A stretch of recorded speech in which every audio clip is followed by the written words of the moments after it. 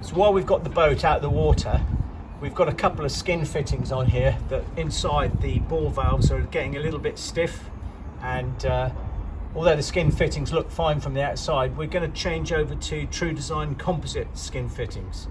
And TruDesign Composite Skin Fittings have quite a few advantages over traditional brass or bronze skin fittings in terms that you don't need to earth bond them.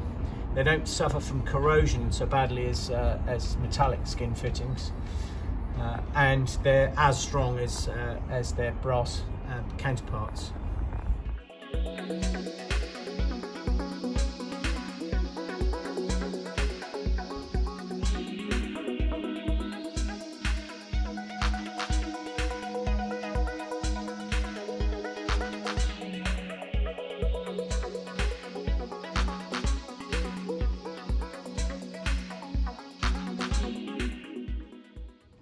So while the boat's out on the hard, we've decided to change one of the seacocks. This is the sink waste outlet, and as you can see, it's badly corroded. We had to grind and cut the skin fitting to get it off.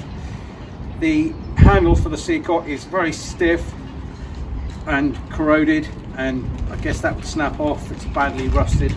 So we're going away from traditional sort of bronze skin fitting, and we decided to fit a TruDesign composite skin fitting and ball valve. TruDesign composite fittings, we're going to use the skin fitting, the ball valve, 90-degree hose connector, and a loading collar. Now the loading collar goes between the skin fitting and the ball valve and gives us extra strength in case you're standing on the assembly. So what else do you need for the installation? You need a sealant such as Sikaflex 291 to seal around the skin fitting, personal protection equipment such as overalls, gloves, because you do not want to get Sikaflex on your skin, a cleaner to clean off the hole around where we took out the old skin fitting, mask and goggles, and some cloth here.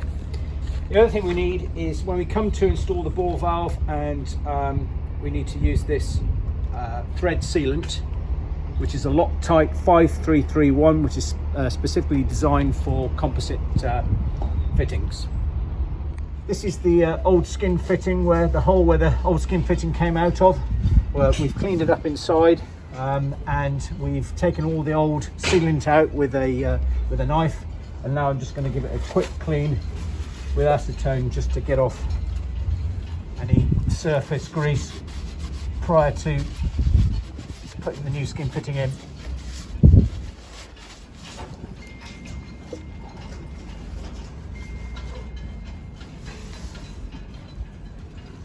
So we're going to use a Sikaflex 291i to seal the skin fitting, and so we put a bead around the collar and around the thread at where it's entering the hull.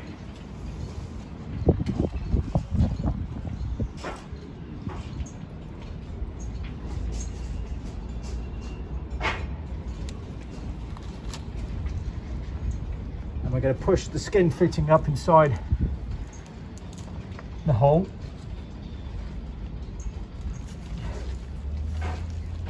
And what we'll do is we'll use masking tape to hold the skin fitting in place.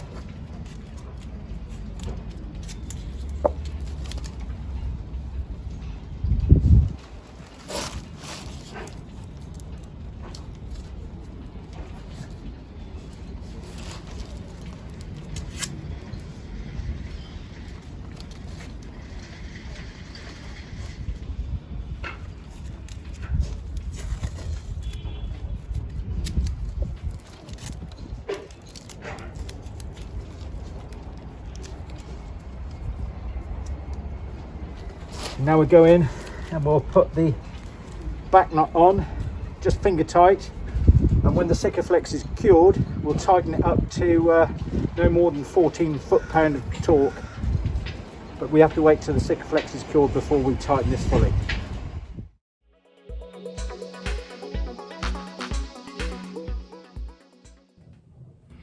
So this is the old bronze ball valve assembly that was used on the Hunter 245 as the sink waste ball valve, and it's probably about 10 to 15 years old, and since we've had it out of the water it's actually seized up. I cannot move the handle, and you can see this bad rusting, bad corrosion all around. The hose tail is corroded, but it's probably about 10 to 15 years old, served its purpose.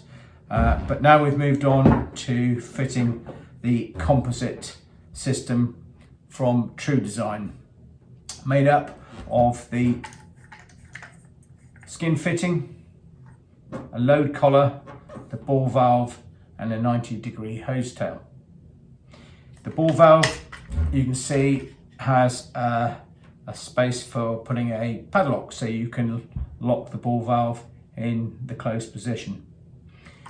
The load bearing collar just means that the rating, the loading on the end of the assembly goes up from 155 kilograms for 30 seconds without the load bearing collar to 227 kilos with the collar. So if you put this in an area where you could stand on the side of the assembly or anything could sit on top of the assembly, then it's a good idea to use a load bearing collar.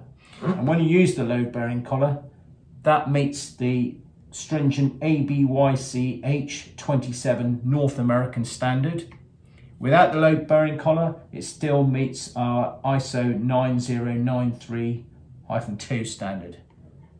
So you don't have to use it, it's just good practice to use it if the assembly is in any danger of someone putting a load on the side, either treading on it or putting something heavy on it.